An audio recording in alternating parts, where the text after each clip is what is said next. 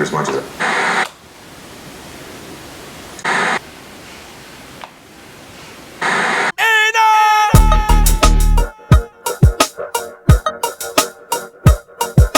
Atlanta's #1 hip-hop station, Hot 107.9, Gangsta Grillz Radio, man. The man, the legend, he's in the building. Dame Dash is here. What's up, man? What's happening? Welcome to the A-Town. Welcome back to the A-Town. Yeah, I ain't been here in a minute. It's been a minute? It's been a minute. When the last time you was in Atlanta? Shit, maybe a decade. It's been that long? Might have been another century. And you move around a lot, though. So I wasn't in the country. I wasn't in the continent. Uh-huh. I was out. I was looking for some cool shit. Uh-huh. Can you curse? Yes. This is some cool shit in here. Thank you. Fly. Thank you, man. Welcome to This is a radio station. I respect this shit here.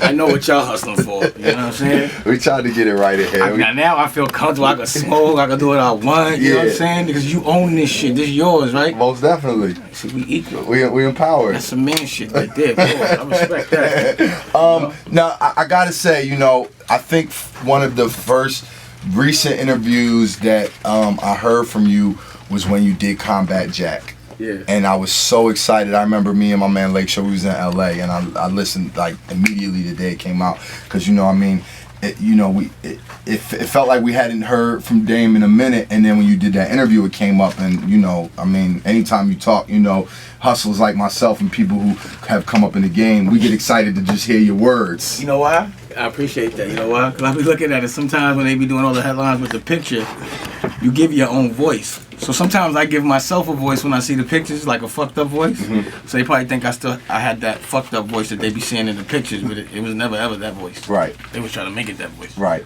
How do you, you don't do that many, but how do you go about choosing, what interviews you do? Because you've done, from Combat Jack to Breakfast Club to Larry King, you're here with me, but everybody doesn't get a Dame Dash interview. Yeah, like sometimes I'll give an interview to somebody that's like young, mm-hmm. Some unknown just because I know them. Mm-hmm.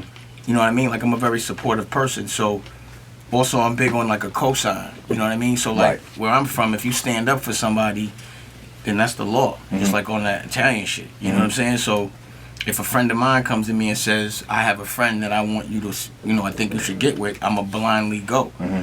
You know what I'm saying? So like I knew Reggie used to be my lawyer. Right. But then, of course, he betrayed, our ethic and our code by giving that interview to Joey without telling me, and actually telling me he wasn't going to give him the interview without telling me. I thought it was a cultural thing. And that you talking about Joey Manda? Yeah, Joey Manda. Yeah. And what the vice president of Black people at, or the president of Black people at, is it Interscope? At Interscope. Interscope. Isn't that bugged? Don't you think that's a little crazy to call a department black? Yeah, it ain't no white department. Right. They get rock and roll, but we get the black music. Right, you know what I mean? Yeah. Why is that? Or urban? Why is that? I don't know. That's why I left that industry, that game. Well, sometimes, from their perspective, I still think they look at us like, the urban doesn't make the profit for them as this is what they're doing. Okay. They're trying to make us look at it like they're controlling us. So they make it like they own the plantation, so they have to be the masters, even though the cotton is ours. Mm-hmm. You understand what I'm saying? Mm-hmm. So they like, pick your cotton and give it to us to give back to your people. But you can't get it done without us, so we have to create like a department. So you have to, so there's a boss. Do you notice that in these departments, that all of these urban departments are run by non-urban people? Real. You don't think that's like a mind fuck? Like, why is Julie Greenwald telling Sherry what to do? Sherry Bryant. I personally raised Sherry. Definitely, she came. A lot of people that are in the industry now come from your regime. A lot of people come from your regime. What hurts me is when I see people that don't deserve it telling them what to do. I know for a fact that Julie does not know more about music than Sherry. So it breaks my heart to have to hear Sherry say, I gotta ask Julie.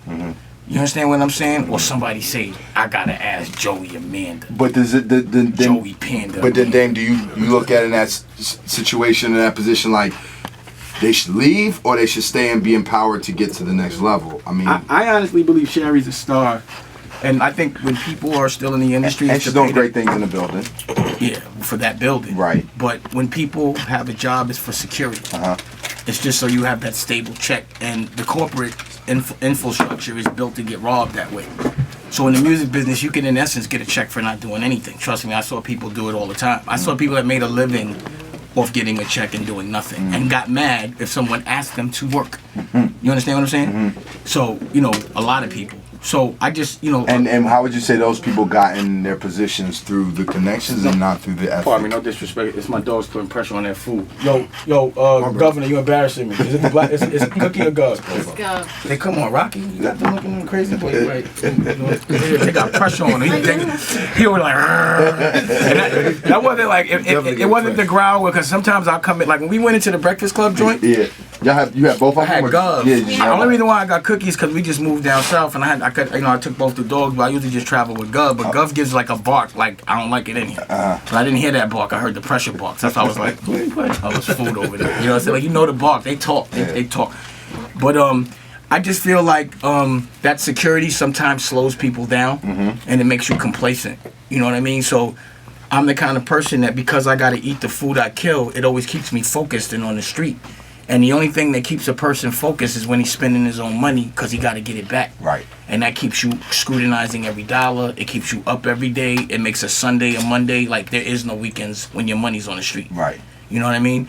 And I only think people that do that could relate to that. Absolutely. It's a hustler's mentality. Yeah. I want to get into the movies, but since we're on the topic of that, there were probably times that it came about and your name came up many times. Specifically, I remember during Momoa and Def Jam's history when they were looking for someone to run the company, and Irv's name came up, your name came up, and just in general, if what was the reaction? I'm just curious. I mean, you know, I remember when we were having a conversation, I thought the both of you would be great. What was the reaction of everybody else? Well, you know, I mean, you're a controversial guy, so, you know. Isn't music supposed to be controversial? Absolutely. Absolutely is. I thought it would be a great...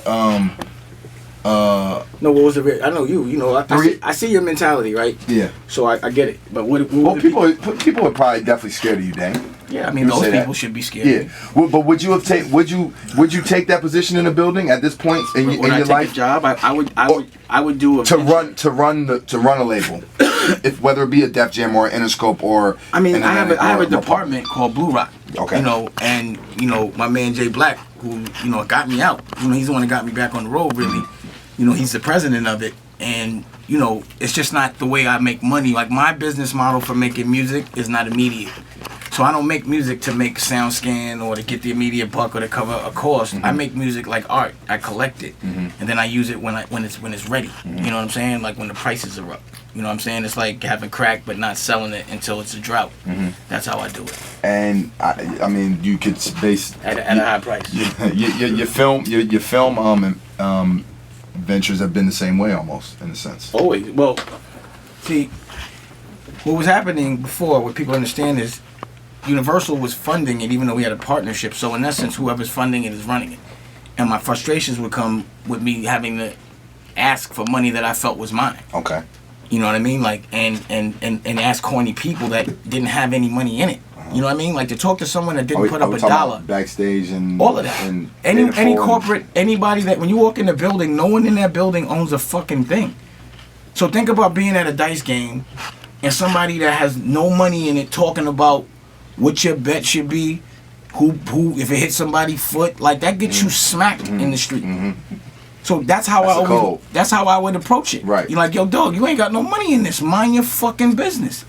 And what would be worth it for you to fight me for something that you don't own? This not gonna feed your kids. This gonna feed mine, though. Right. So I do ventures with corporate, but I can't have them putting up any money. You know what I'm saying? And as far as like creating a platform for something I don't own, no, I wouldn't do that. But I would do something that inspired me. You know what I'm saying? Like sometimes I do shit. Like there's this rock group, the London Souls. You know, we did the record, put it out. Did the art, took them to Hong Kong. We didn't do it for money. We just did it because we think that they're the best, you know, rock group on the planet right now. Like, you know, if you get with the Rolling Stones, I could just hang out with them. That's what I like to do. So music for me right now, how I pick and choose is all inspiration. Like when I did Black Rock, you know, again, we was doing the webisodes 5, 6, 7 years ago. We was at the 5 can and gave us the 5 Ds. You know what I'm saying? So that business model, I started it. so that I would be the best at it. So I started a business model 5-6 years ago. I ain't have to put my name on it. I just did it. I controlled destiny. I controlled the future by being forward. It was like when basketball shorts, I wanted to sell basketball shorts. I had Team Rock, and you could ask anybody. So I was like, watch this. I started wearing NBA shorts. Look back to when I was making Death of a Dynasty and all, even my son. And I said, watch this. Everybody gonna be wearing basketball shorts so I could sell them. You understand what I'm saying? So I created a business model with these webisodes, this direct-to-consumer awareness that it wasn't gonna happen overnight. It takes years for people to change a mentality. You understand what I'm saying? Like, do you know how long it took Republicans to really accept that there was a black man in the White House? They still think they in the White House. It's a mentality thing. They like, you know what I'm saying? It's like sometimes I go certain places and they just can't believe that I'm the boss. Do you think and for your film career, what you know now, things would be a little different if you knew then what you know now? Well, of course, when you do something the first time, you don't do it perfect. Right. And I learned a lot. What I learned is to be the connect completely.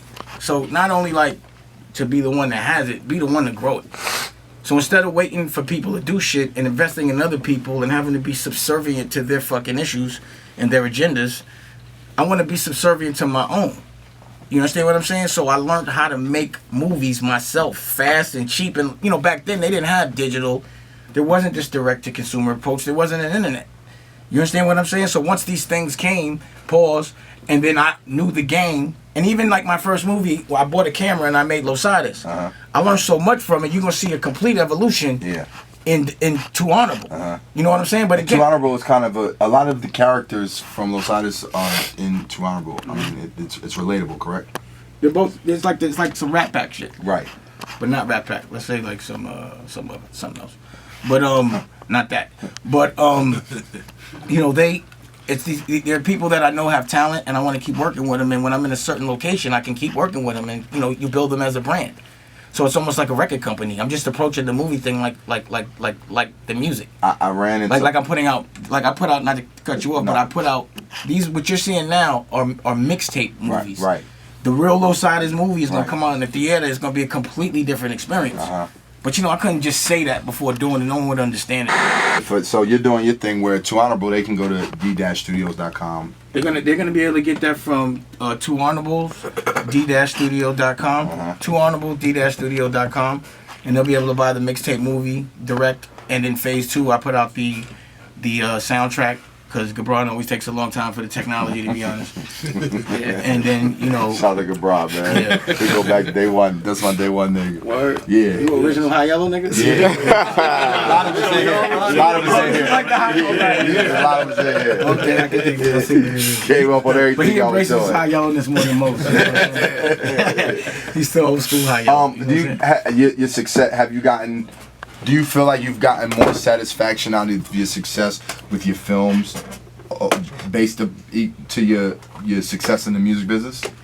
Well, I haven't hit that. Like, in order for me to hit that success, it won't be Jay-Z or it won't be Kanye on the cover of Time. It'll be me. Because I'm the one making those movies. So no, I haven't hit that success yet. But for my personal... The satisfaction for sure. Okay. That satisfaction happened 10 years ago. Right. When I just walked away. Okay. See, to be able to walk away is a luxury. Not everyone can do that. I just walked away. I said, fuck all of y'all. Now, you know what I'm saying? Like, I was like, fuck the whole business. Y'all can say what you want. I'm doing whatever I want to do, whenever I want to do it, however I want to do it. I went and did fashion. I ran around the world. Right. They can say what they want to say. I know what I was doing. I have a whole television network where you can see my history. You go to poppingtongroup.com and you can see the last 5 years of my life in different countries. Smoking weed everywhere. You know what I'm saying? Making music everywhere. Opening up art galleries everywhere. You know what I'm saying? Like getting with the millennial generation. And what's interesting is it's interesting to hear you say that, because when I think back and you think about the jazz revolution and key players 40, 50, 60 years ago, they were getting so much more respect outside of the country in a sense where, they couldn't even perform in Vegas. It sounds like, when you was traveling around the world and people gave Dame Dash that respect that he deserved instead when people were looking at it. The thing about it is, to the people that are in the know and people that are aware, I always get that respect. And there's no room that I'm a walk in where I'm not getting my respect anyway, so I never feel no disrespect. I don't feel it ever. The most respect I think is when people that are talking about me in a bad way in front of people, and then I walk in the room, and then it's a completely different thing. That's the ultimate respect. You understand what I'm saying? I haven't, as of yet, I don't think I've warranted any disrespect. I haven't done anything to disrespect anyone that hasn't deserved it. Like, only thing that I've talked about in a disrespectful way is based on my reaction to a disrespectful experience toward my direction, which is an instinctual reflex. You know what I'm saying? Like, defense it's like, you can't get mad. Like, look at Pacquiao, right? Even though he just got his ass whipped. You know, he did. You can't say he didn't. He got his ass whooped. And Floyd knew he was going to whip that ass, of course. But he goes to church every day. He's talking that thank you shit and all that other stuff. But when he gets in the ring, he's a maniac. Right. He's not a nice guy. Right. Business is like being in the ring. Right. And what happens with people that don't understand professional business is they take business personal. And that's when you know someone's not professional business, which is the majority of the music business. So they take enlightenment and coaching in an aggressive way as a disrespect. But what coach ever went to the Super Bowl without yelling? Absolutely. So what do you think about a generation that is seeing, you know, a lot... The new generation is butters. And that generation has... A lot of what they know about Dame Dash is visually where they see Dame Dash in a room screaming on somebody. Yeah, that's one part. But also the other part is the generation that saw DD 172, which was 6-7 years ago. So this generation was like 15 and now they're 22. So... everything that I'm saying isn't new to them now. It's not foreign. There's no luggage that they have to rewatch their brain. So this millennial generation, because they have such an understanding of it and such an acceptance of it, and because my perspective was not popular 10 years ago, right, as it is now, because everyone was scared to fucking death. So now to me, everybody's following the because I had to survive it. Right. They was like, all right, dog, you want to talk that independent shit and fuck all the corporate, then you go do it. Right. And I got bombed on, and for a couple of years, they were like, we made the right choice.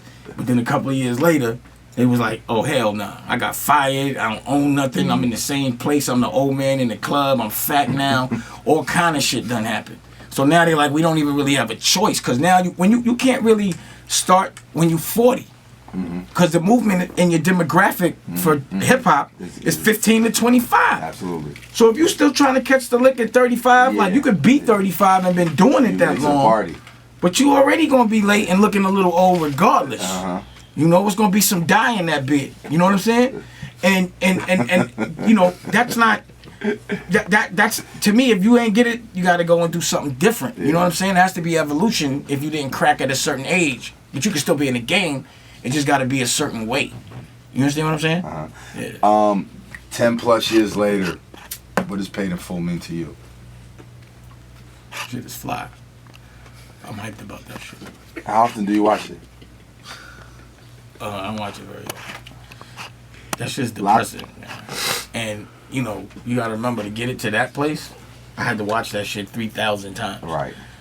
And, you know, I had to do reshoots. And there's a lot of frustrations of what I wanted to do. What I love about Paid in Full is it's a brand. So, of course, there'll be a Paid in Full, too. There's going to be Paid in Full, too. Hell yeah. Hell, why wouldn't I? I'd be retarded not to do it. But the only way I want to do it is if I pay for it.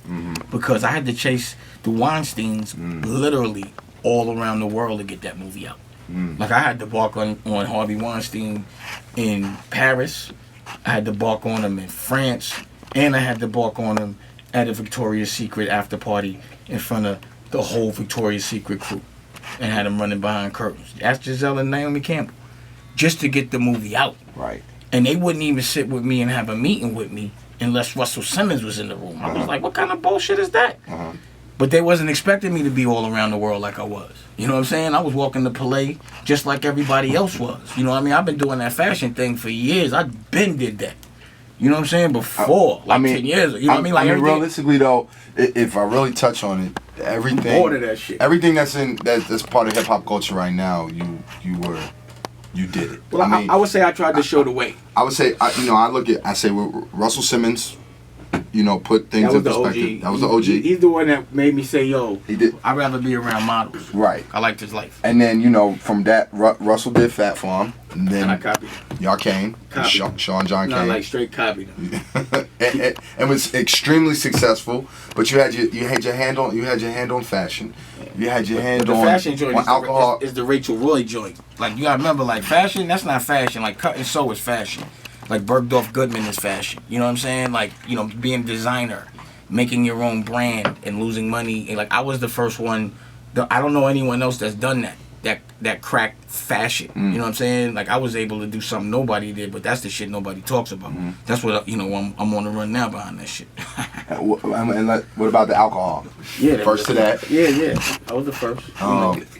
Shoes. You know what happens when you're the first? You get beat up because you're the first one. Yeah. So I took the hit for Armadale, and then your man knew, you know, he figured out how to do it right. Yeah. You know what I mean? But I'm launching this weekend.